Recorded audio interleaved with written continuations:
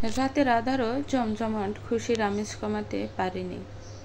তিনাদের ভারী ভরা মানুষ, আশেপাশে বাড়ির মহিলা দিয়ে বাড়ি পরিপূর্ণ। পান খাচ্ছে, চা খাচ্ছে, আর বিয়ের গল্পে মেতে উঠেছে। কেউ বা নিজের বিয়ের গল্পও শোনাচ্ছে, কেউ তিনাকে দেওয়া তার শ্বশুর বাড়ি থেকে আশীর্বাদের গহনা দেখতে চাচ্ছে।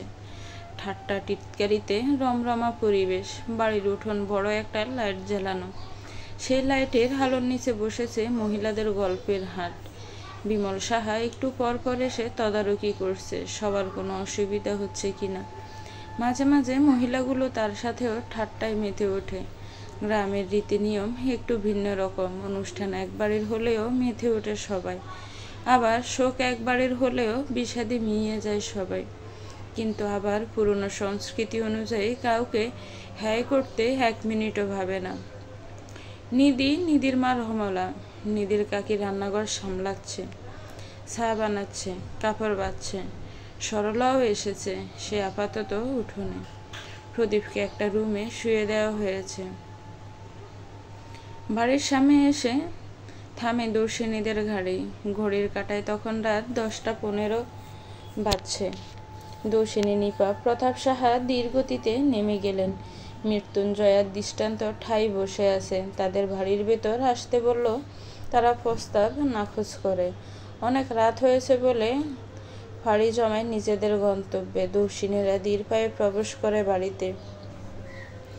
দর্শিনীকে দেখে উঠোনের জাঁকজমক আড্ডায় বাটা পড়ে। সবার হাসি খাসি মুখগুলোতেও কৌতূহল উপসে পড়ে। এখানে অবস্থিত সবাই জানে দর্শিনী শ্বশুরবাড়ি ছেড়ে এসেছে। দর্শিনীকে দেখে উঠোনে অবস্থানরত নিধির এক জেঠিমা বলে ওঠে, আরে দর্শিনী যে, তার ডিভোর্সটা কি হলো শেষমেশ? উপস্থিত সবার চোখ বড় বড় হয়ে গেল। আজ যে দর্শিনীরা ডিভোর্সের জন্য শহরে গিয়েছে এটা কেউ জানত না। হয়তো নিধির কাছ থেকে ভদ্র মহিলা জেনেছে। আগে সংসারের কোনো কথা নিধি বের করতো না কারো কাছে, কিন্তু এখন তার আচরণ বদলেছে। পাড়া প্রতিবেশীর সাথে মানুষের সমালোচনা করে বেড়ায়। ওর দোষ ধরতে বেশি পছন্দ করে। জেঠিমার পাশে বসা কালো মোটা জাতা এক মহিলা বলে উঠল, হাহারে, আজ ডিভোর্সটা হলো? বাচ্চার কথা ভেবেও তো টিকিয়ে রাখতে পারতে সংসারটা। ডিভোর্সই কি সব সমাধান? আজকালকার মেয়ে ছেলেরাও না ডিভোর্সের মাঝে সুখ খুঁজে নেয়। যখন বেঁচে থাকাটা মুখ্য হয় তখন ডিভোর্সে সব সমাধান হয়ে যায় মাসি। নিফার হাসি হাসি মুখের ঝাঁঝালো উত্তর দর্শিনী ভরসা পেল। নিধির ঠাকুমাও ফোকলা দাঁতে পান চিবাচ্ছিলেন সেখানে। এতদিন সে মেয়ের বাড়িতে ছিল, নাতনির বিয়ের কথা শুনে এখানে এসেছে। 70-এর বেশি বয়স হবে মহিলাটির। সাদা থান শরীরে জড়ানো, ব্লাউজ পরেননি। গ্রামের বেশিরভাগ বৃদ্ধে শরীরে কেবল সাদা থান জড়িয়ে ঘোমটা দিয়ে থাকেন। মহিলাটি পান চিবোতে চিবোতে দর্শিনীর উদ্দেশ্যে বলল, পোয়াতি মাইয়া মানুষ এত রাইতে বাইরে থাকা ভালা না লোচেরি। যা, আমার তিরিনা দিদি বাইয়ের ঘরে গিয়ে বাইরের জামা কাপড় পাল্টা। বেড়া মানুষ গেছে গা জীবন থেকে, এটার শোক পালন করার দরকার নেই। এখন বেড়া থাউনের সে বিধবার মতন থাহাও বালা। যা তো চেমড়ি, আমি তিরিমার মারে কইছি তোর হলুদ দুধ দিতে, খাইতে ভাল লাগবো, যা। দর্শিনী মাথা নিচু করে ধীর পায়ে তিনার ঘরের দিকে অগ্রসর হচ্ছিল। তার মধ্যে বিদ্যার কর্কশ কণ্ঠ ভেসে এলো। সে উপস্থিত মহিলাদের উদ্দেশ্য করে বলছে, তোমরা মাইয়া মানুষ হইয়া আর একটা মাইয়া গো সুখ বুঝো না, কষ্ট থুক্কু বুঝো না। এটা একটা লজ্জার কথা। এই সেমরির উপর দিয়ে কি যাইতেছে সেটা যদি বুঝতা তাইলে এমন তামাশা করতে পারতা না। দর্শিনী আর দাঁড়ালো না, তিনার ঘরে ধীর পায়ে প্রবেশ করলো। আসলে যুগ বদলানোর সাথে মানসিকতা বদলায়, এই ধারণাটা ভুল। না হয় এই যুগের মানুষে মহিলাগুলো তাকে পছনা করতো না, আর না ঠাকুমা আগের যুগের হয়েও তার পক্ষে কথা বলতো। সমাজ শিক্ষিত হচ্ছে ঠিক, বিবেক আজও মূর্খই রইল। তিনার ঘরের লাইট বন্ধ, উত্তর দিকের জানালাটা খোলা। সেখানে শাড়ি পরা এক নারীর অবয়ব দেখা যাচ্ছে। জানালার এই দিকটায় মানুষজনের আসা যাওয়া নেই, কেবল গাছপালা আর খোলামেলা জায়গা। দর্শিনী ঘরে ঢুকে দরজাটা হালকা করে চাপিয়ে দিল। তিনার সামান্য ধ্যান ভাঙল। দর্শিনী ততক্ষণে তিনার পাশাপাশি এসে দাঁড়িয়েছে। ছাদের আলোয় হালকা উজ্জ্বল দুই নারের মুখমণ্ডল। টিনা দর্শিনীর দিকে তাকিয়ে হাসি দিল, ক্ষীণ কণ্ঠে বলল, হ্যাপি ইন্ডিপেন্ডেন্স ডে প্রিয়দি। এই সময়ে এমন কথায় ভ্রু কুঁচকাল দর্শিনী। অতীব আশ্চর্যিত ভঙ্গিমায় বলল, আজ স্বাধীনতা দিবস হতে যাবে কেন? কি বলছিস এসব?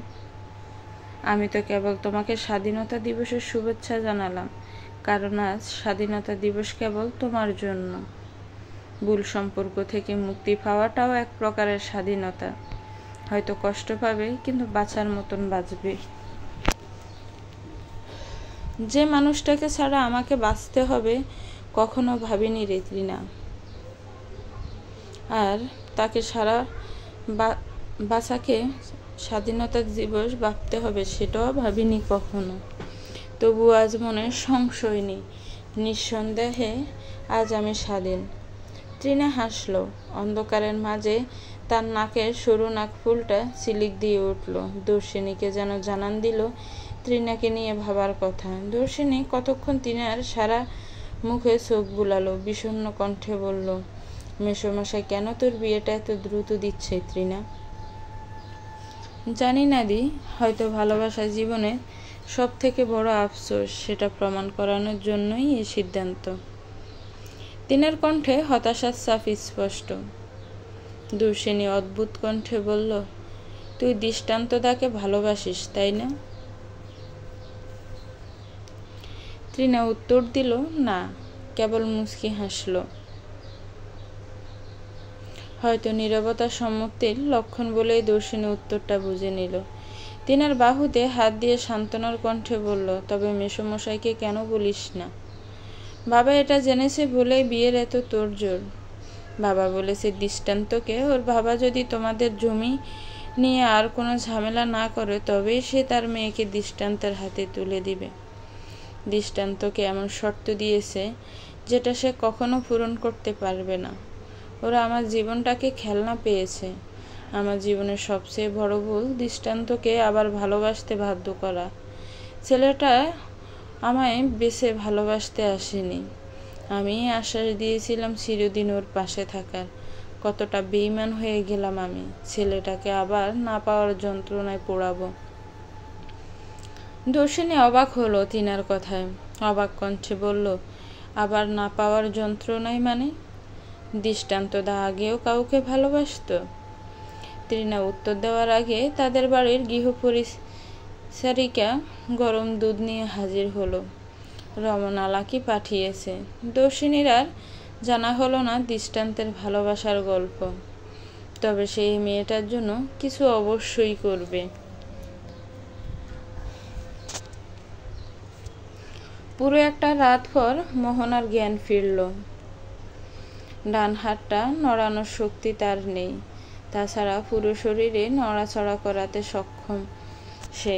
মোহনা জ্ঞান ফিরতেই চোখ বুলালো আশেপাশে। কেবিনের এক সাইডের সোফায় বিহঙ্গিনী ঘুমিয়ে আছে। মোহনা ডান দিকে তাকাতে চক্ষু চড়ক গাছ। তার মাথার কাছেই একটা কাঠের টুলে মায়া বসে আছে। মোহনা আবারও পুরো কেবিনে চোখ বুলালো। ছেলে আর স্বামীকে না দেখে তপ্ত এক শ্বাস ফেলল। তার স্বামীর না থাকাটা স্বাভাবিকভাবে নিতে পারলেও ছেলের ব্যাপারটা সে নিতে পারেনি। তার ছেলে এখানে আসেনি কেন? তবে কি ওই মেয়েটার সাথে তার ছেলের সম্পর্ক ঠিক হয়ে গেছে?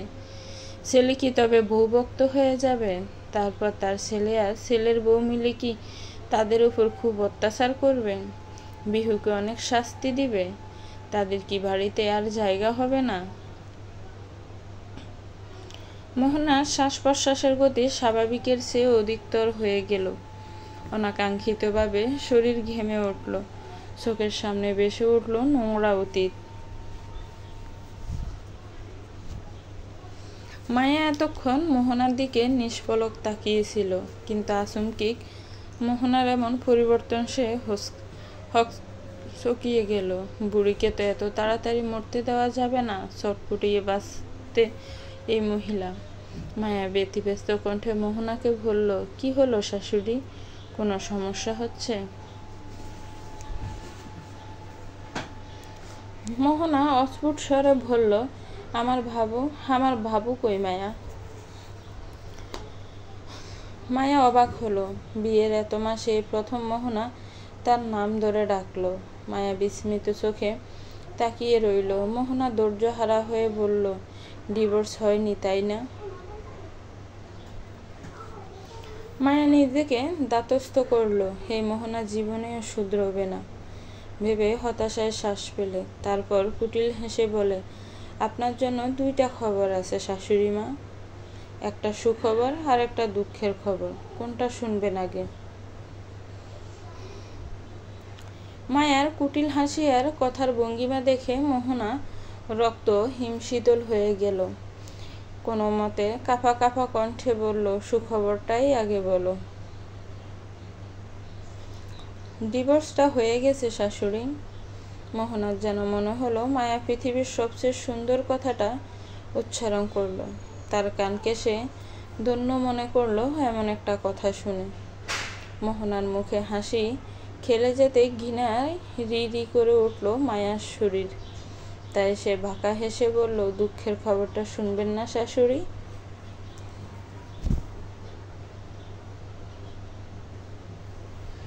কি সেটা? মোহনার তীক্ষ্ণ প্রশ্নে মায়ার হাসি গভীর হলো। কণ্ঠ খাদে নামিয়ে হেসে বলল, আপনার ছেলে আবারও জেলে গিয়েছে।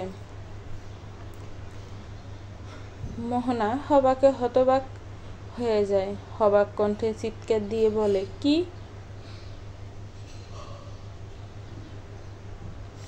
মোহনার চিৎকারে দরপড়িয়ে ওঠে বিহু। মায়ের কাছে এসে ব্যস্ত ভঙ্গিতে মাকে দেখতে শুরু করে। মায়ের কোনো সমস্যা হলো কিনা। মায়ের মুখের হাসি গভীর থেকে গভীর হলো। তার মধ্যে তার ফোন কিঞ্চিৎ ভাইব্রেট করে উঠল। জানান দিল নতুন বার্তা এসেছে। মায়া মেসেজ ওপেন করতেই হৈমন্তর মেসেজ ভেসে উঠল, মায়া তাড়াতাড়ি বাড়ি ফের, তোর শাশুড়ির ঘর হাতিয়ে কিছু তথ্য পেয়েছি। উনি স্বাভাবিক না মায়া, উনি খুনি। মায়া হতভম্ব হয়ে একবার মেসেজ আর একবার মোহনার দিকে তাকালো। এমন কথার কারণ তার যেন বোধগম্য হলো না।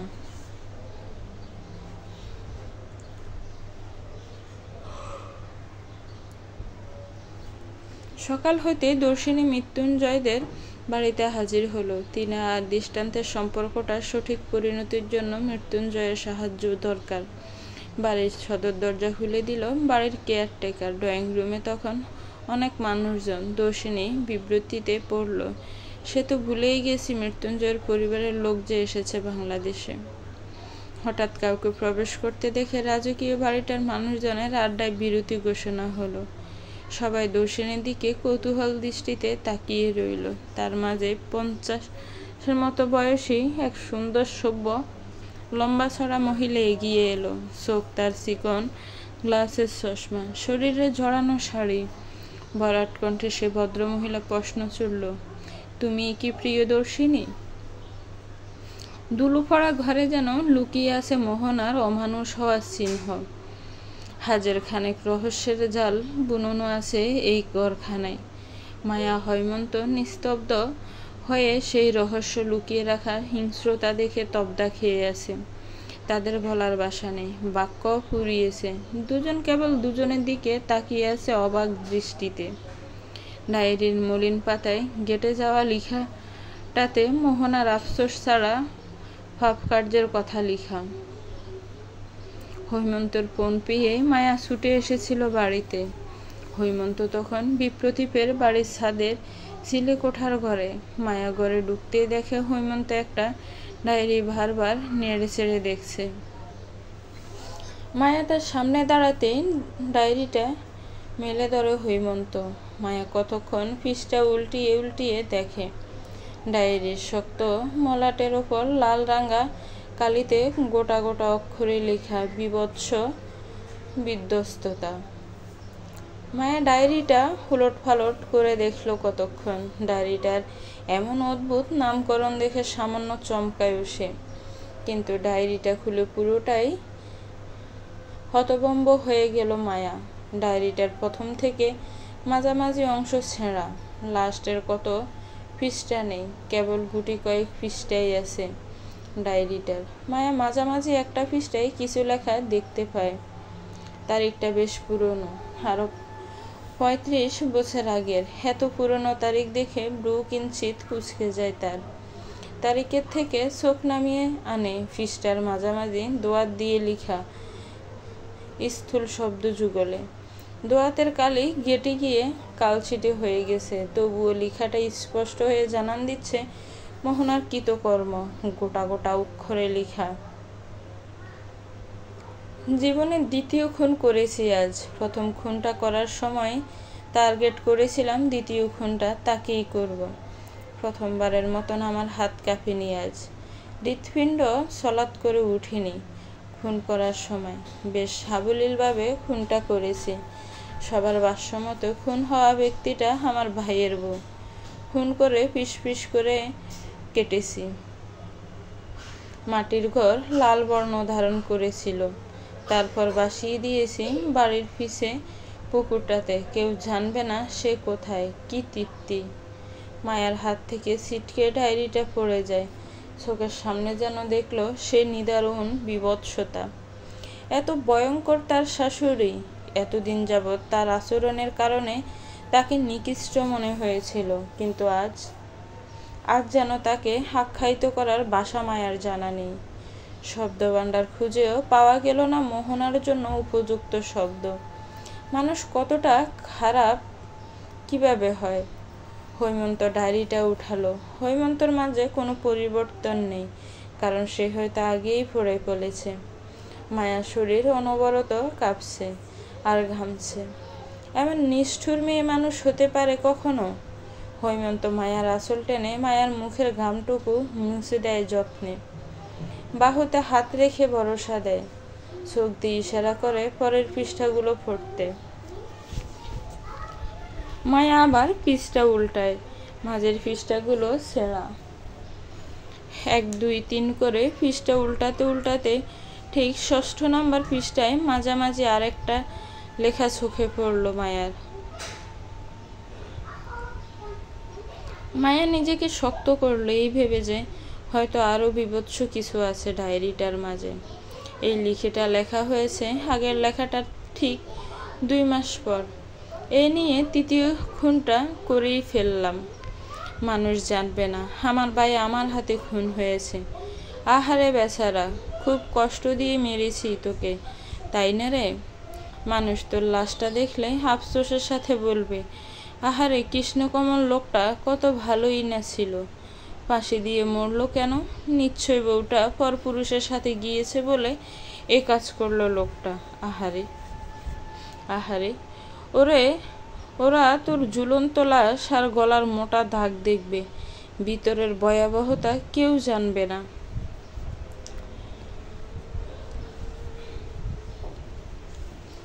মায়া আরেক দফা চমকে গেল। নিজের ভাইকেও এই মহিলা খুন করেছে? এ মানুষ নাকি পিশাচ? মায়া ব্যতিব্যস্ত হয়ে পরপর আরো পৃষ্ঠা উল্টায় এই মহিলা আর কোনো খুন করেছে কিনা জানার জন্য, কিন্তু না, আর কোনো খুনের কাহিনী নেই। মায়া স্বস্তির শ্বাস ফেলল। এই মহিলা কি রীতিমতো তার ভয় করছে এখন। এই মহিলা যে স্বাভাবিক না বুঝাই যাচ্ছে। মারাত্মক রকমের মানসিক সমস্যার রোগী, তার বলার অপেক্ষা রাখে না। স্বাভাবিক মানুষ কখনো এমন করতে পারবে না নিশ্চয়ই।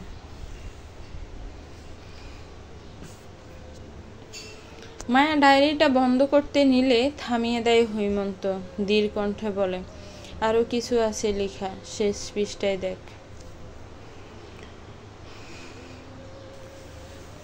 মায়া অবাক হয়। আরো কিছু লেখা আছে মানে? এই মহিলা কি আরো খুন করেছে? কাকে করেছে? মায়া বিদ্যুতের গতিতে আবার ডায়েরিটা খুলে শেষ পৃষ্ঠায় চোখ যেতেই চক্ষু সড়ক গাছ। ডায়েরিটা পুরনো, সেখানে লেখা প্রতিটি ঘটনাকাল সময়ও পুরনো, কিন্তু এই লেখাটা পুরনো না, কয়েকদিনের মাঝেই লিখেছে, তারিখটা প্রায় মাসখানেক আগের।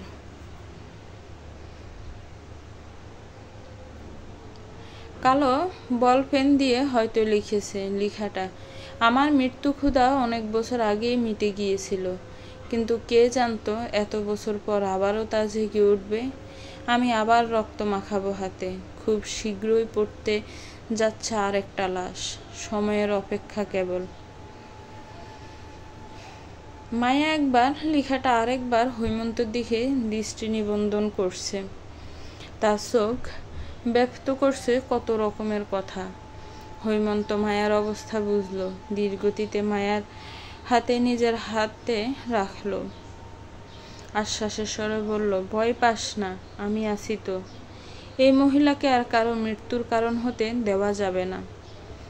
তিনটা খুন করেছে সে, নিজের ভাই আর বৌদিকে খুন করেছে, কিন্তু আরেকটা কে সেটা বের করতে হবে আমাদের।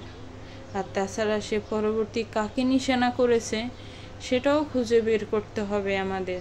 আমরা পারবো।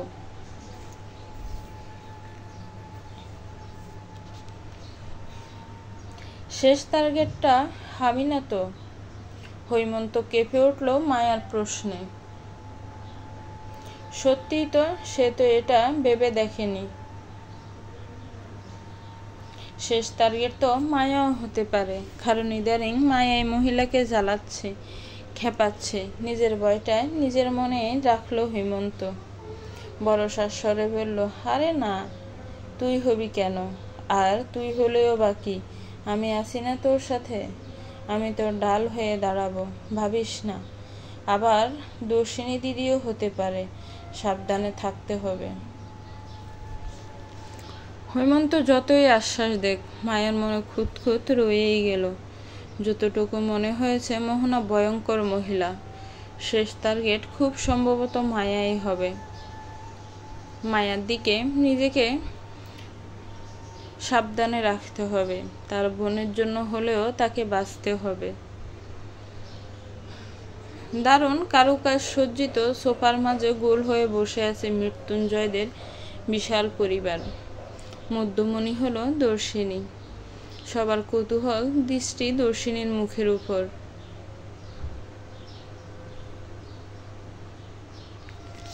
দর্শিনীর মনে সামান্য ভয় আর লজ্জা মিলে মিশ্র অনুভূতির সৃষ্টি হচ্ছে।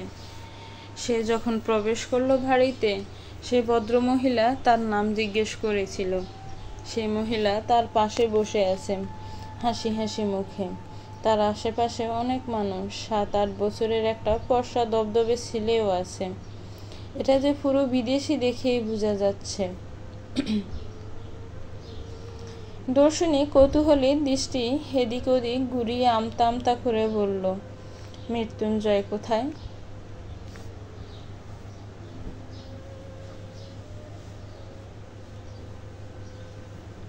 পাশের মহিলাটি মুচকি হাসল, দর্শিনীর মাথায় হাত বুলিয়ে বলল, ও তো নিজের ঘরে আছে, তুমি ভালো আছো তো মা?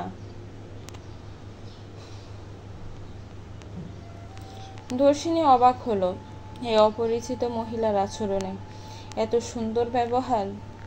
দর্শিনী হাসি মুখে উত্তর দিল, হ্যাঁ আন্টি, ভালো আছি, আপনি ভালো আছেন তো? আমি ভালো আছি মা, তোমাকে দেখার বড্ড ইচ্ছে ছিল, আজ পূরণ হলো। তুমি ভারী মিষ্টি, প্রেগনেন্সির কারণে বোধহয় আরো বেশি মিষ্টি লাগছে। দর্শিনী কিঞ্চিত অবাক হলো মহিলার কথায়, কিন্তু অবাক ভাবটা নিজের ভিতরেই রাখলো। তাছাড়া ভদ্রমহিলা দারুণ বাংলা জানেন, বিদেশি কোনো ছাপ নেই শরীরে।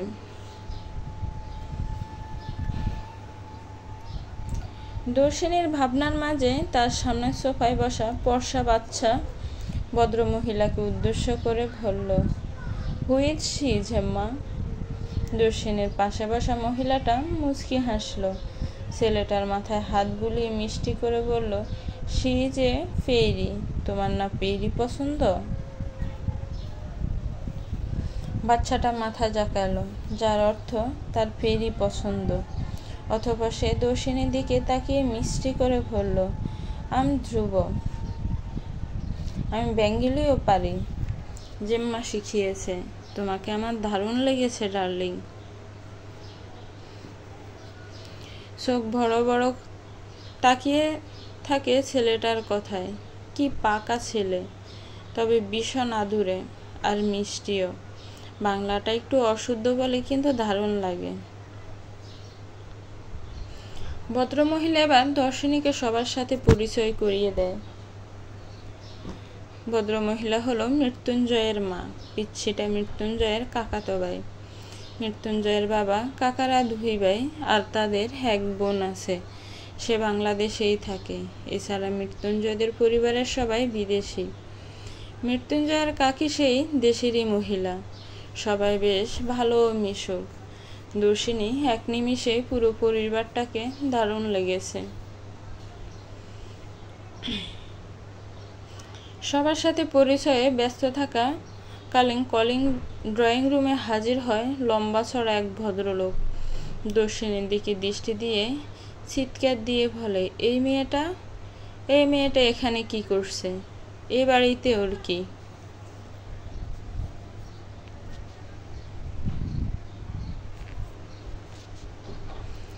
মাথার উপর শব্দহীন ফ্যান ঘুরছে।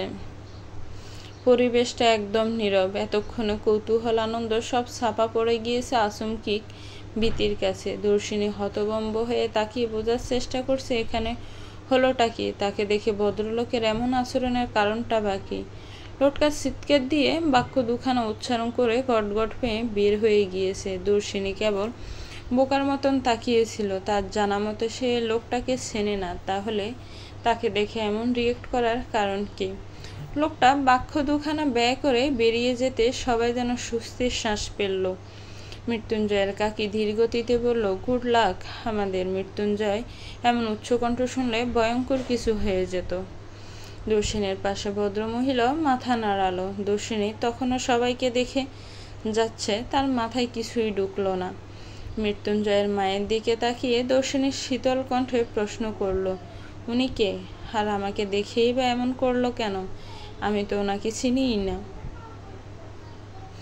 মৃত্যুঞ্জয়ের মা দেবশ্রী রায় মিষ্টি হাসলেন। দর্শিনীর মাথায় হাত বুলিয়ে বললেন, উনি মৃত্যুঞ্জয়ের বাবা। আমরা গ্রামে থাকি না বলে হয়তো চিনো না। ভদ্রমহিলার কথায় দর্শিনী ধীর কণ্ঠে বলল, ও আচ্ছা। দেবশ্রী আর মৃত্যুঞ্জয়ের কাকি হেলেনা কি যেন চোখাচোখি করলো। অতঃপর হেলেনা মিষ্টি আমতা করে বলল, দাদাভাইয়ের কথায় কিছু মনে করো না darling, you are very very beautiful lady. দাদাভাইয়ের উচ্চ বাক্যের কথা বড় শানকে বলো না কেমন? দর্শিনী ব্রু কুচকালো। সে তো এটাকে স্বাভাবিকভাবে নিতে পারছে না। তার উপর দুজন মহিলার মুখে কেমন যেন একটা আতঙ্ক দেখা যাচ্ছে। দর্শিনীর কুচকানো ব্রু আরো কুচকালো। অবাক কণ্ঠে বলল, আরে আমি এটা ওনাকে বলতেও বা যাব কেন? সামান্য ব্যাপার। ডার্লিং, ইউনো বড় বাবা আর দাব্রো দুজনের এনিমি, কেউ কারো সাথে কথা বলে না। ছোট্ট দুবের কথায় দর্শিনীর সন্দেহের তীর আরো ধারালো হয়। যুগল কুচকে যায় আরো খানিকটা। নিজের বাবার সাথে কথা বলে না মৃত্যুঞ্জয়, কিন্তু কেন? যতটুকু মৃত্যুঞ্জয়কে দর্শিনী চেনে, ছেলেটা যথেষ্ট ভদ্র সভ্য, অথচ সে নিজের বাবার সাথে কথা বলে না। হেলেনা নিজের ছেলেকে ধমক লাগিয়ে দিল, নিজের ঘরে পাঠিয়ে দিল। ব্যতিব্যস্ত কণ্ঠে কথা ঘুরানোর আপ্রাণ চেষ্টা করে বলল, আরে বিউটি বাট, তুমি কিচ্ছুটি মনে করো না ধ্রুবের কথায়, ও উল্টা পাল্টা বলে। দর্শিনী অবাক হলো। কথা ঘুরানোর ভঙ্গিমা দেখে তার অবাক ভাবটা আরো বাড়ল, কিন্তু সে প্রকাশ করল না। তার মধ্যে সিঁড়ি বেয়ে নিচে নেমে এলো মৃত্যুঞ্জয়। সুটান দেহে কালো টি শার্টটা বেশ আটসাট হয়ে আছে। মুখ ভর্তি সাবদারি, ফর্সা ধবধবে গলার বাম দিকে কালো কুচকুচে তেল। মুখের মাঝে গম্ভীর্য ছোঁয়া। চোখ মুখে ফুটে উঠেছে ঘুম ঘুম ভাব। বোঝাই যাচ্ছে মাত্র ঘুম থেকে এসেছে।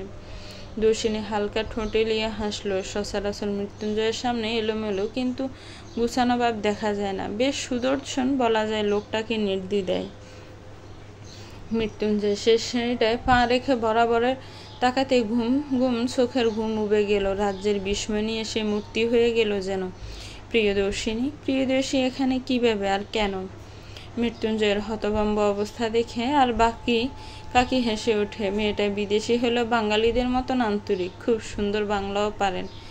শরীরে শাড়ি ঝরানো, বাদামি রাঙ্গা চুলগুচ্ছ, দবদবে সাদা মুখখানায় শোভা পাচ্ছে লাল টকটকে টিপ। শীতের মাঝে মোটা করে সিঁদুর, নির্দ্বিধায় বলা যায় সে ভীষণ সভ্য নারী।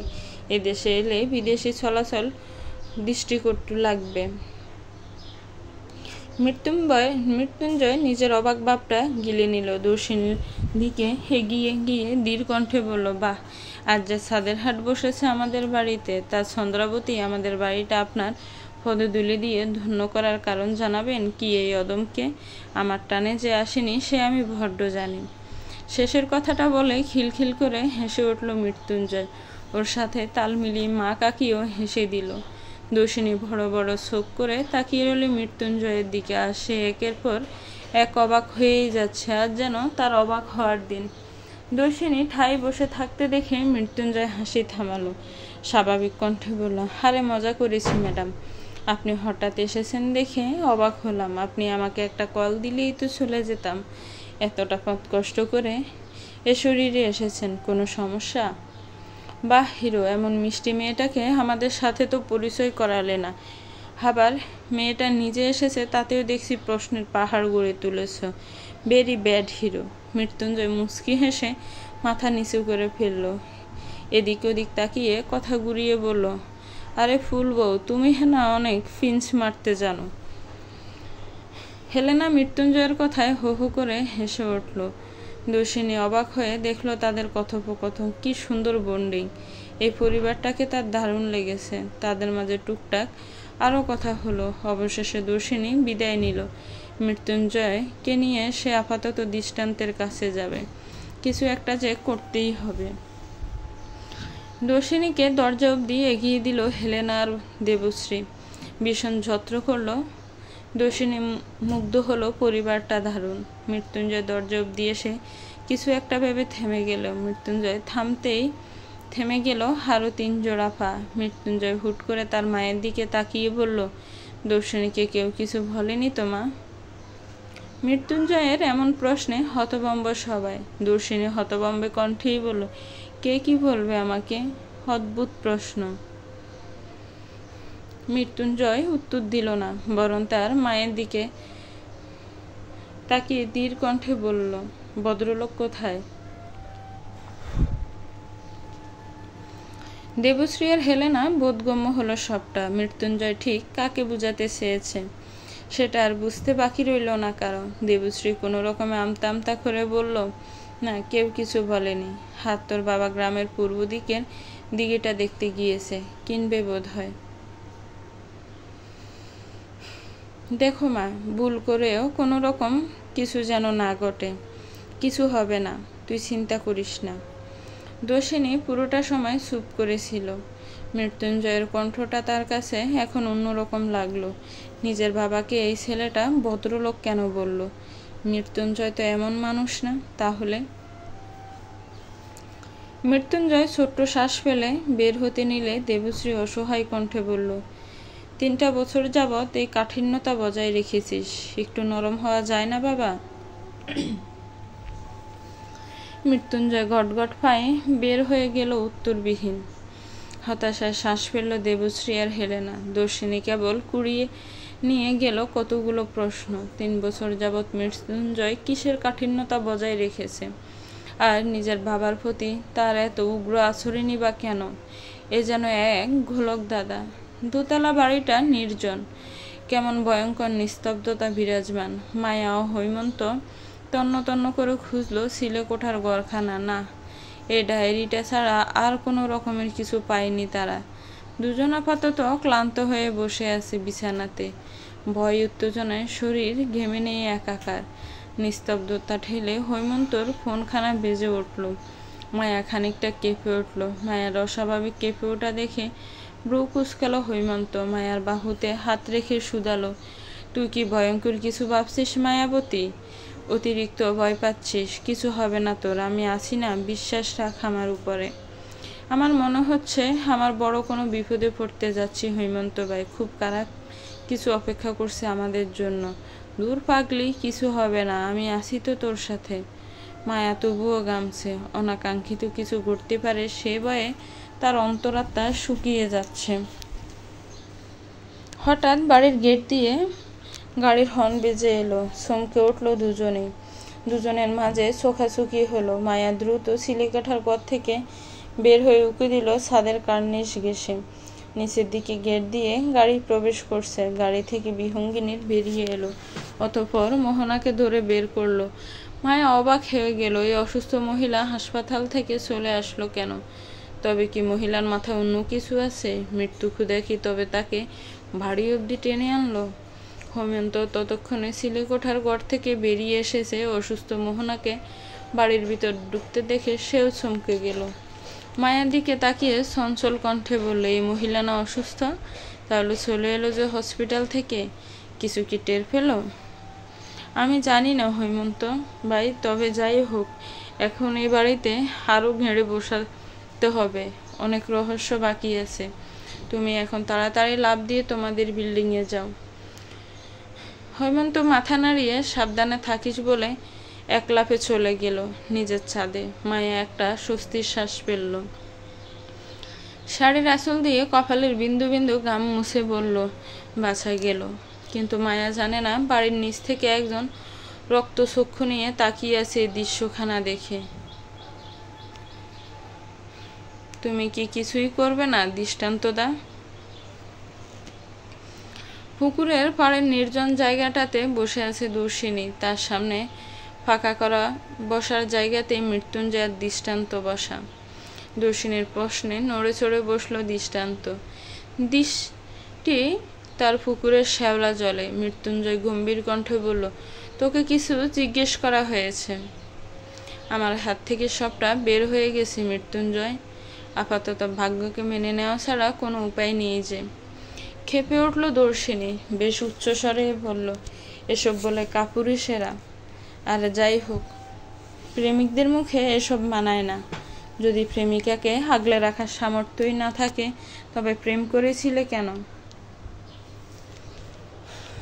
নিশ্চয়ই বেঁচে থাকার কারণকে কে চায় হারাতে বলো? আমিও চাইনি। যখন একবার হারিয়ে নিঃস্ব হয়েছিলাম তখন এই মেয়েটা আমার ঢাল হয়ে দাঁড়িয়ে আমাকে শক্ত করে আগলে রেখেছিল।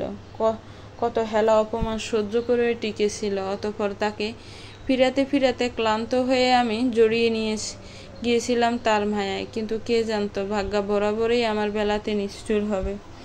দৃষ্টান্তের কথায় দর্শিনীর সাথে সাথে মৃত্যুঞ্জয় অবাক হয়। বিস্মিত কণ্ঠে বলে, একবার হারিয়েছ মানে? তিনা তবে তোমার প্রথম ভালোবাসা না? দৃষ্টান্তের অকপটে স্বীকারোক্তি, না, দ্বিতীয় আর শেষ ভালোবাসা। চোখের পলকে কেটে গেল দিন দুই। সময়ের সাথে সাথে পরিস্থিতি পরিবেশেরও পরিবর্তন হচ্ছে। কেবল পরিবর্তন হয়নি তিনার বিধ্বস্ততা, দৃষ্টান্তের অসহায়ত্ব। সেদিন পুকুর পাড়ে অনেক জোড়াজুড়ির পর মৃত্যুঞ্জয় কিংবা দর্শিনী জানতে পারেনি দৃষ্টান্তের প্রথম ভালোবাসাকে। কিন্তু দৃষ্টান্তের শেষ ভালোবাসা আঁকড়ে রাখার আকুলতা দেখেছে। দর্শিনীর ভীষণ খারাপ লাগছে এদের ভবিষ্যতের বিচ্ছেদের কথা ভেবে।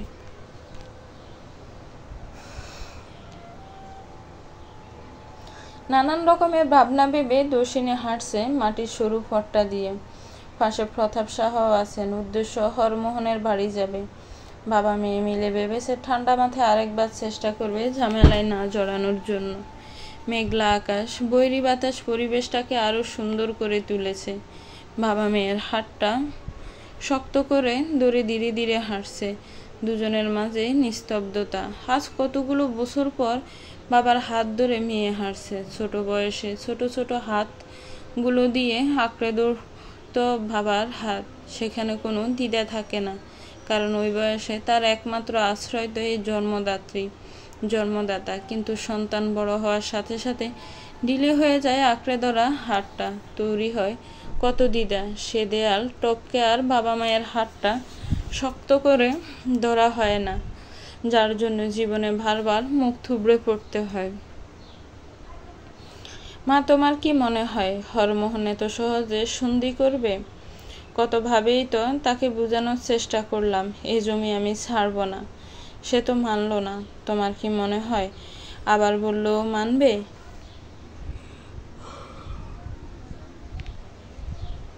প্রতাপ সাহার কথায় দর্শিনীর নিস্তব্ধতা বেড়া ভাঙল। দর্শিনী কতক্ষণ ঠোঁটো উল্টো রেখে বলল, জানি না বাবা, তবে আমি শুনেছি ভালোবাসা দিয়ে নাকি সব করা সম্ভব। আমরা তো রেষারেষি হানাহানি নিয়ে এতদিন চেষ্টা করেছিলাম, পারলাম না। একবার ভালোবেসে চেষ্টা করে দেখি। আমি তো জানি এটা দাদুর হাতের শেষ স্মৃতি, যা তুমি হারাতে দিতে চাও না। আমরা না হয় আরেকবার আঁকড়ে ধরব। প্রতাপ শাহ হাসলেন, আবার কিছুক্ষণ কি যেন ভাবলেন, অতঃপর মেয়ের মাথায় পিছনে হাত বুলিয়ে শীতল কণ্ঠে বললেন, ভালোবাসা দিয়ে সব জয় করা যায় কথাটা কিন্তু আজকাল ভুল মা। যদি তেমনই হতো তাহলে তোমার এত ভালোবাসার পরেও তোমার প্রাক্তন শ্বশুরবাড়ির মানুষ তোমাকে এত অবহেলা দিতে পারতো না। আর এখন বড় বৌমা, যে এককালে তোমারও কত ভালোবাসতো, সে এমন হুট করে মুখ ফিরিয়ে নিতে পারতো না। বাবা যেন মোক্ষম সময়ে মোক্ষম কথাটা বলল। দর্শিনী পায়ের গতি আরো কিছুটা ধীর হয়ে গেল। বাবা তো ভুল কিছু বলেনি, সত্যিই তো। ভালোবাসা দিয়ে আদৌ সব সম্ভব? হয়তো হ্যাঁ, আবার হয়তো না। দর্শিনী ছোট শ্বাস ফেলল। জীবনে যদি সবটা নেগেটিভ দিক বের করে, তাহলে হতাশা ছাড়া কিছুই মিলবে না। তাই কিঞ্চিত নেগেটিভ জিনিস এড়িয়ে চলা ভালো, জীবনে খুশি থাকা যায়। দর্শিনী হাসল। বাবার কথার উত্তরে ভীষণ উচ্ছ্বসিত হয়ে বলল, বাবা, কে বলেছে ভালোবাসা দিয়ে জয় করা যায় না? তুমি নিফা বৌদিকে দেখেছ কিভাবে বদলে গেল? এত বছর যে মানুষটা বাঁকা কথা ছাড়া সোজা কথার উত্তর দিত না কাউকে, সে মানুষটা আজকাল কত নরম হয়েছে দেখেছ? আর বড় বৌদির কথা বলছ, যে মানুষটার আঁচলের তলায় আমি মায়ের সুঘ্রাণ পেতাম, সে মানুষটার সামান্য রুক্ষতা আমার বদল মনে হয়নি। তার শ্বশুর বাড়ি, স্বামী, বাবার বাড়ি সব মিলিয়ে সে ভেঙে পড়েছে। আমরা না বুঝলে কে বুঝবে বাবা? আমরা তো জানি মানুষটা কি ছিল। সব ঠিক হয়ে যাবে বাবা, কিছু ভেবো না। প্রতাপ শাহ হাসলেন। মেয়েটা আজও বদলায়নি। এই মেয়েটা একদম ভিন্ন দাসের, কখনো উত্তপ্ত অগ্নি, কখনো বা শীতল ভারী। আরে দর্শিনী যে, কেমন আছো ম্যাডাম?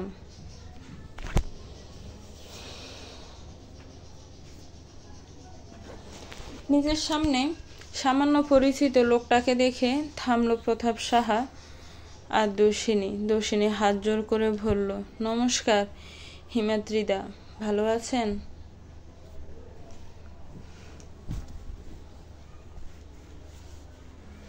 হ্যাঁ, ভালো আছি।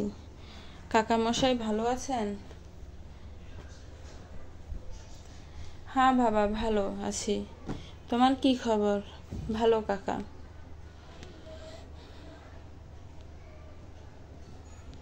হিমাদ্রি ছেলেটার বিনীত আচরণ বড় ভালো লাগে প্রতাপ সাহার। গ্রামের সবচেয়ে ভদ্র সভ্য ছেলে বলা যায় তাকে। কোনো জুট ঝামেলা তাকে পাওয়া যায় না কখনো। হিমাদ্রির ভাইয়ের সাথেই তিনার বিয়ে ঠিক হয়েছে। হিমাদ্রি এবার দর্শনের দিকে দৃষ্টি দিল। বোকাশোকা সেই হাসিটা দিয়ে চোখের চশমাটা ঠিক করতে করতে বলল, দর্শিনী, তোমাকে যে একবার স্কুল যেতে বলেছে বড় স্যার, আমি তোমাদের বাড়িতেই যাচ্ছিলাম। তোমার তো চাকরিটা হয়েছে, কাল থেকেই পারলে জয়েন করো।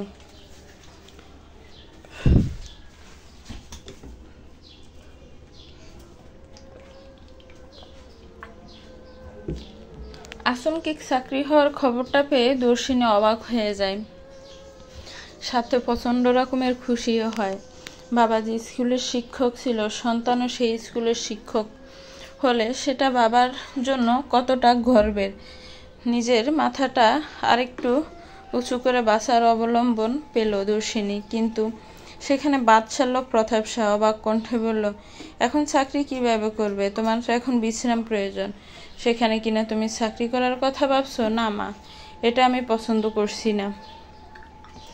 কাকামশাই, আপনি চিন্তা করছেন কেন? মা হওয়াটা আশীর্বাদ স্বরূপ, সেটার উছিলায় কিছু করতে না দিয়ে অভিশাপ করে তুলবেন না গর্ভকালীন সময়টা।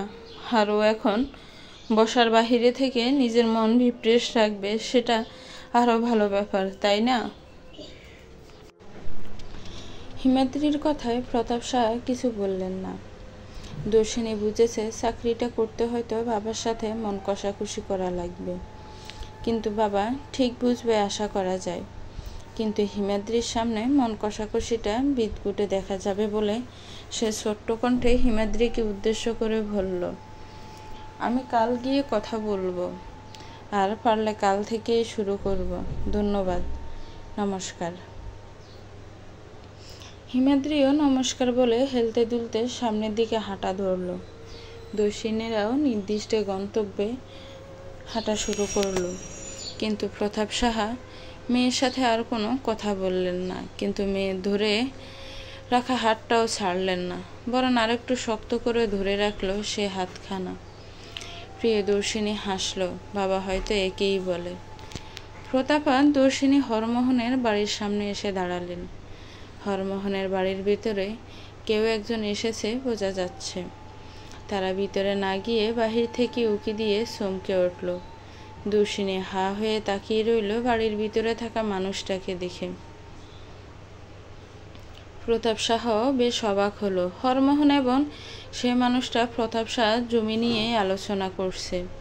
কোনো মতে সে জমি ছাড়া যাবে না বলে হরমোহনকে হুমকি দিল সে মানুষ। দর্শিনী বাবার দিকে অবাক দৃষ্টিতে তাকালো। বাবারও প্রায় একই দশা। হঠাৎ করে দর্শিনীর মুখ চোখ কাঠিন্যতায় চেয়ে গেল। কঠিন কণ্ঠে বলল, এই জমি আমরা ছাড়ার কথা ভাববো না বাবা। ভদ্রতার মুখোশের আড়ালে মানুষ কতটা খারাপ দেখলে জানা যায় যাবে। জমি কিন্তু ছাড়ব না। প্রতাপ সাহা কিছু বলল না, কেবল মাথা নুইয়ে নিল। বন্ধু যখন শত্রু হয়ে যায় তার কাছে ভালো কিছু আশা করা নিতান্তই বোকামি।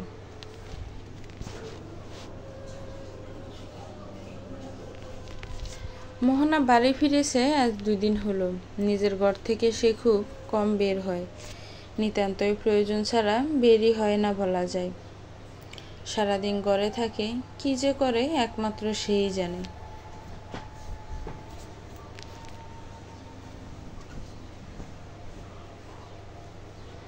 আজ বিপ্রতীপকে জেল থেকে ছাড়ানো হবে বলে নিলয় কুমার থানায় গিয়েছে। অদ্ভুত হলেও সত্যি যে মোহনা এই 2 দিন বিপ্রতীপকে ছাড়ানো কথা বলেনি, বরং তার ভাবভঙ্গিমা এমন যে বিপ্রতীপ জেলে থাকলেই ভালো। মোহনা নিজের স্বামীর সাথেও কথা বলা ছেড়েছে মাসখানেক আগে। প্রয়োজনে কেবল হু হা জবাব দিত। এই 2 দিন সে এটাও করেনি।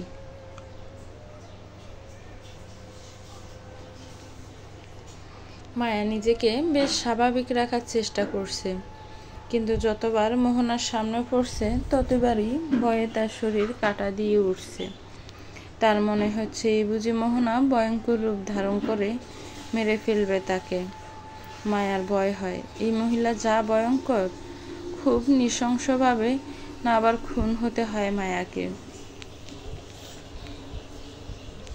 মায়া রান্নায় মগ্ন। হঠাৎ করে বিহঙ্গিনী আর মোহনা কণ্ঠস্বর ভেসে এলো। তারা কোনো বিষয় নিয়ে বেশ কথা কাটাকাটি করছে বোধ হয়।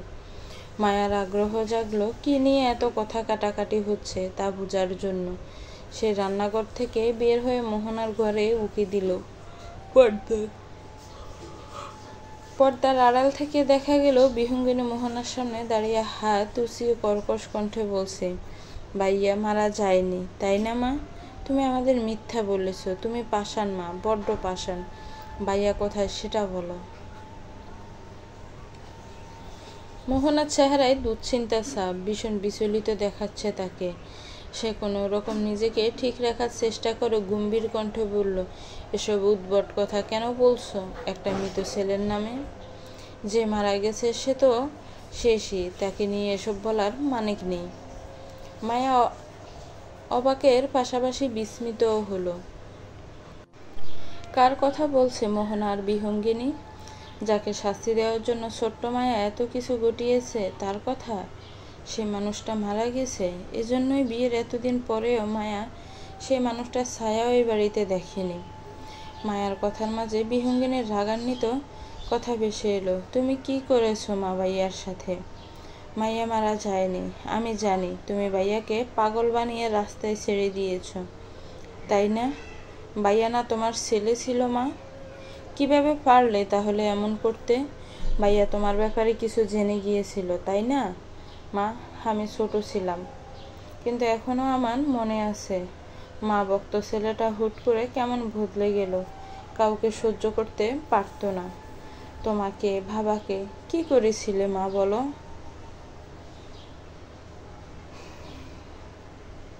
মায়ের হাত পা অসাড় হয়ে আসে। এই মহিলা নিজের ছেলেকেও ছাড় দেয়নি, এ কেমন মানুষ? মায়া কাঁপতে কাঁপতে নিজের ঘরে গিয়ে বসলো। এ বাড়িতে আর থাকার দুঃসাহস আর হচ্ছে না। তুমি তো বোন, বড় বৌদি, তুমি তো একটু তিনার পাশে দাঁড়াতে পারো। এমন করছো কেন তুমি? হঠাৎ বদলে গেলে কেন? দর্শিনীর প্রশ্নে নিধির কোনো হেলদোল নেই, সে নিজের মতন কাজ করছে। দর্শিনী অধৈর্য কণ্ঠে বলল, এমন কেন করছো বৌদি?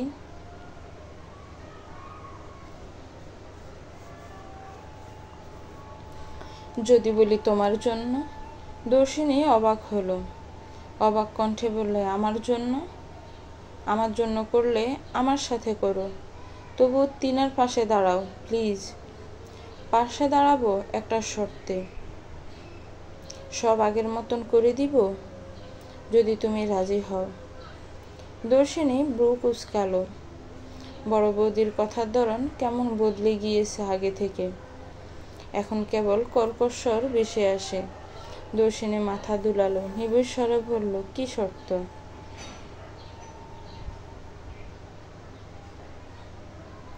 আমার বড় দাদাকে তোমার বিয়ে করতে হবে, বলো রাজি? দর্শিনী কেঁপে উঠল, অবাক কণ্ঠে বলল, তোমার বড় দাদা সারাদিন মদের আড্ডায় পড়ে থাকে না? ছি বৌদি, তুমি এতটা নীচ?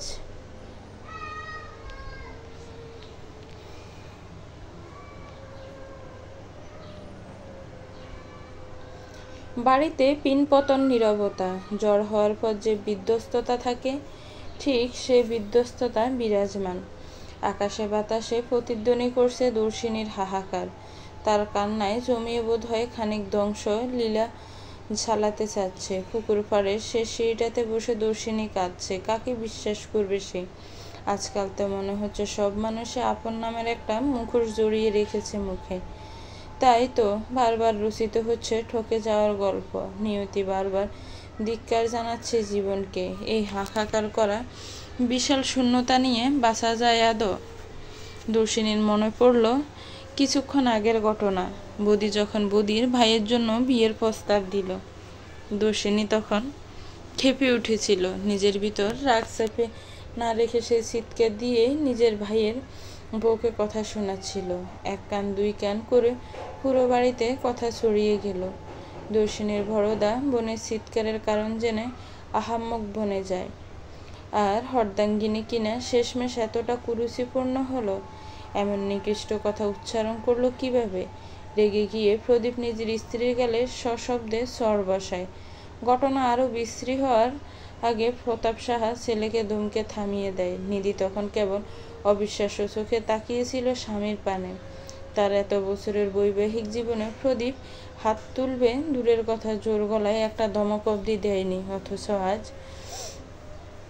নিধি এরপর আর কোনো প্রতিক্রিয়া করল না। প্রদীপ কথা শোনালো, নিপার সুমনও কথা শোনালো। নিধি কেবল চুপ করে সবটা হজম করলো। অতঃপর ধীর পায়ে চলে গেল নিজের ঘরে। নিধির এই নিস্তব্ধতা যেন হঠাৎ করেই দর্শিনীর অপরাধবোধের কারণ হলো। বৌদি হয়তো জীবনটা গুছিয়ে দেওয়ার জন্য এমন প্রস্তাব দিয়েছিল, অথচ সে কেমন করে বৌদিকে সবার সামনে ছোট করলো। কিন্তু বৌদি একজন মাতাল ছেলের বউ হওয়ার কথা কিভাবে ভাবতে পারল? নিজের প্রতি ঘৃণা, নিজের প্রতি নিজের ঘৃণা জন্মালো দর্শিনীর। কতটা ফেলনা হয়ে গেছে সে। মায়ের মতন বড় বৌদিরও চোখের বিষ হয়ে গেল। এতটা অভিশপ্ত জীবন থেকে মুক্তি মিলবে আদৌ? দর্শিনীর হাতের ফোনখানা তার ভাবনার মাঝেই বেজে উঠল। দর্শিনীর খানিকটা চমকে ফোনের দিকে তাকালো। ফোনের স্ক্রিনে জল করছে মায়ার নামখানা। দর্শিনী অবাক হলো। এই সময় মায়ার ফোন দেখে সে কিঞ্চিত বিচলিতও হলো। মোহনার আবার ভালো মন্দ কিছু হয়ে গেল না তো? সেদিন তো মানুষটাকে ভীষণ অসুস্থ দেখেছে। এরপর খবরও নেওয়া হলো না মানুষটার। যতই হোক, একটা সময় ওই মানুষটাকে তো সে মা ডাকত। মা ডাকা মহিলাটার খারাপ সময়ে পাশে না থাকার তাকে গোপন লজ্জা দিল। আজকাল কি যে বেশি স্বার্থপর হয়ে গেল। দর্শিনীর ভাবনার মাঝে ফোনটা কেটে গিয়ে আবার নতুন উদ্যমে ভেজে উঠল। দর্শিনী আর অপেক্ষা না করে সাথে সাথে রিসিভ করলো। রিসিভ করতে মায়ার বড্ড অস্বাভাবিক শীতল কণ্ঠ ভেসে এলো। সই, ভালো আছো? দর্শিনী অবাক হলো। মায়ার সাথে তার যতটুকু কথা হয়েছে এই অবধি মায়ার কথার ধরন খুব চঞ্চল, কিন্তু আজ হঠাৎ এতটা নির্বীজ কেন মেয়েটা? তবে কি কোনো খারাপ খবর আছে? দর্শিনী বিচলিত কণ্ঠে বলল, হ্যাঁ ভালো আছি মায়া, তুমি কেমন আছো? ভালো আছি সই। আচ্ছা সই, আমায় একটা কথা বলবে? দর্শিনী ব্রু কুঁচকাল। মায়া যেমন মেয়ে, কখনো পারমিশন চেয়ে কথা বলেনি। যখন যেটা বলতে ইচ্ছে করেছে তখন সেটাই বলেছে। আজ হঠাৎ অনুমতির প্রয়োজন পড়ল। দর্শিনী ভাবনাগুলো নিজের মাঝেই রেখে ক্ষীণ স্বরে বলল, হ্যাঁ বলো, কি বলতে চাও? শাশুড়ি কেমন মানুষ ছিল সই? খুব অত্যাচার করেছে কি তোমার উপর? মায়া যেন আজ দর্শিনীকে অবাকের চরম পর্যায়ে নিয়ে যাবে।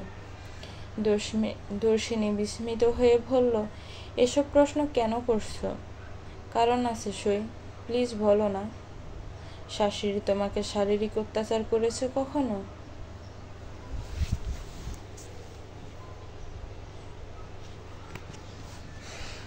না, আমার শরীরে সে কখনো হাত দেয়নি। কেবল বিয়ের দিন ছড় মেরেছিল এত বছরের মধ্যে। এছাড়া মানসিক অত্যাচার সে প্রচুর করেছে। উঠতে বসতে খোঁতা দিত, বাচ্চা হচ্ছে না বলে ভন্দা ডাকতো, আরও অনেক কিছু। অথচ সে আমার হাতে গরম তেল ঢেলে দিয়েছিল। কথায় পারছে না দেখিয়ে বুঝি হাতের ব্যবহার করেছে। নিজের সাবলীল উত্তরের বিপরীতে মায়ার এহেন কথায় চমকে ওঠে দর্শিনী। শাশুড়ি মা এতটা খারাপ মানুষ? এতটুকু একটা মেয়ের সাথে এমন নোংরা আচরণ সত্যিই মানায়?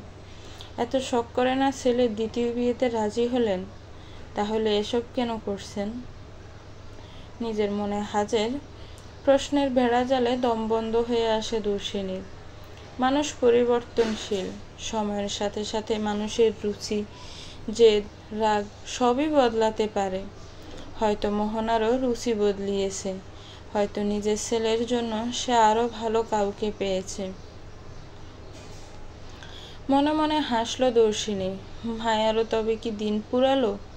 না, এটুকু মেয়ের সাথে এত বড় অন্যায় সে হতে দেবে না। যেমন ভাবনা তেমন কাজ।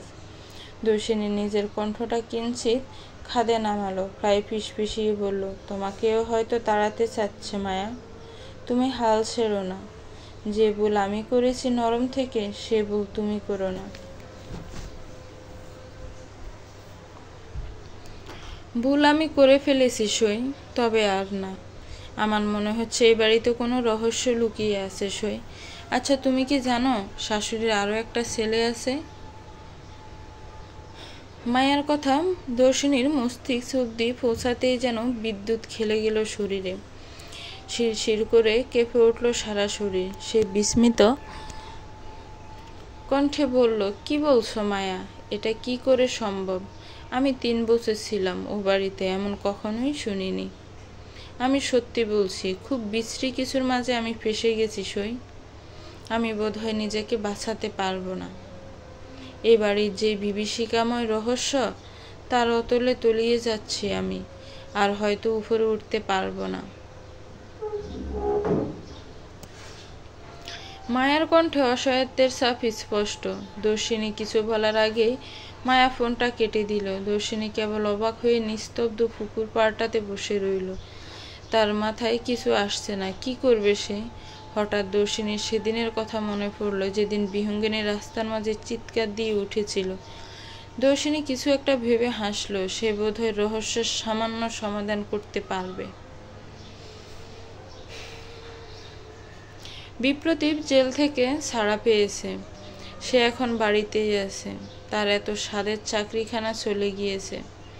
দুবার জেল খাটা আসামিকে তো আর কেউ জেনে শুনে চাকরিতে রাখবে না।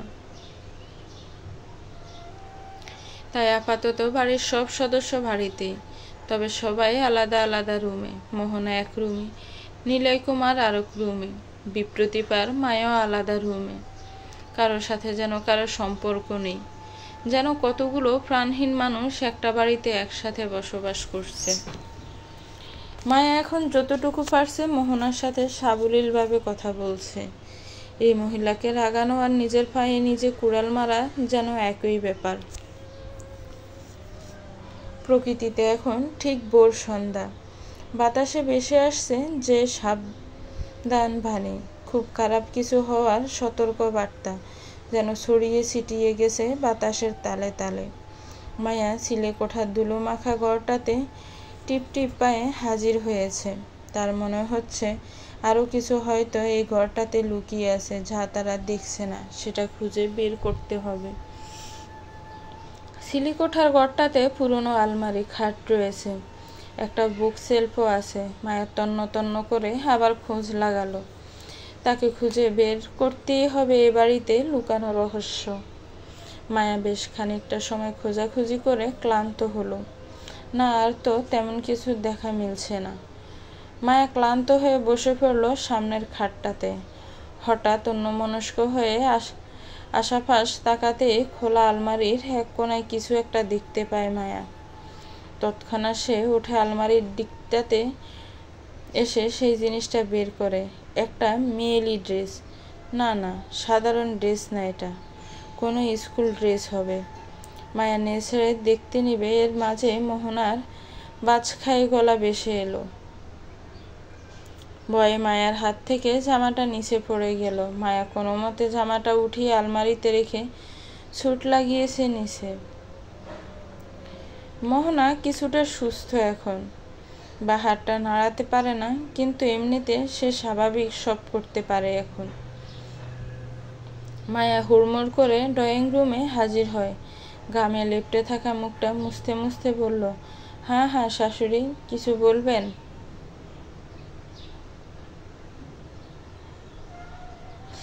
মোহনা হাসি হাসি মুখ করে তার হাতে থাকা বাটিটা এগিয়ে দিল। স্বাভাবিক স্বরে বলল, কষা মাংস রাঁধছি, দেখো তো লবণ হলো কিনা। আমি তো মাংস খাই না, আমার বাবুর পছন্দের, তো তাই রাঁধলাম, নেও ধরো। মায়া কিঞ্চিত অবাক হলেও প্রকাশ করল না। ধীর হাতে বাটিটা নিয়ে এক টুকরো মাংস মুখে নিয়ে চিবোতে লাগলো। হঠাৎ মোহনা পিস পিস কণ্ঠে বলল, এ বাড়ির প্রতিটা ইটের খবর আমি জানি বৌমা। আর সিলেকোঠার খবর রাখবো না ভাবলে কি করে? ধুলো মাখা টেবিলে ধুলোর স্তূপ হালকা, তা সেখানে তোমার কি কাজ শুনি? মায়ার গলায় খাবার আটকে গেল, নাকে মুখে কাশি উঠে গেল। মায়ার অনবরত কাশির শব্দে সবাই বেরিয়ে এলো। মোহনা তার সাথে থাকা জলের গ্লাসটা এগিয়ে দিল মায়ার দিকে। মায়া কোনো রকম জলটা মুখে দিয়ে গটগট করে পান করে নিজেকে তাতস্থ করল। বিপ্রতীপ, বিহঙ্গিনী, নিলয় কুমার সবারই কৌতূহল সৃষ্টি মায়ার দিকে। কাশতে কাশতে মেয়েটার মুখ লাল হয়ে গিয়েছে। হঠাৎ মায়া কৌতূহল দৃষ্টিগুলোকে আরো কৌতূহল করতে গগন বিদারক চিৎকার দিয়ে উঠল। নিজের পেট চেপে বসে পড়ল মাটিতে। চোখের নোনা জল ফেলে বলল, কি অসহ্য পেট ব্যথা গো, আমি মরে গেলাম, আমাকে বাঁচাও প্লিজ।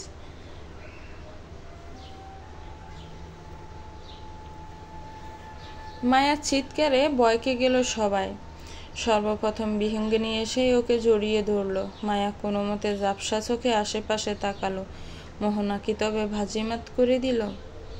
গল্পটা কেমন লেগেছে একটি কমেন্টস করে জানাবেন। গল্পটা ভালো লাগলে একটি লাইক দিবেন, গল্পটাকে শেয়ার করবেন, আর গল্পটাকে নিয়ে গঠনমূলক কমেন্টস করলে খুব খুশি হব।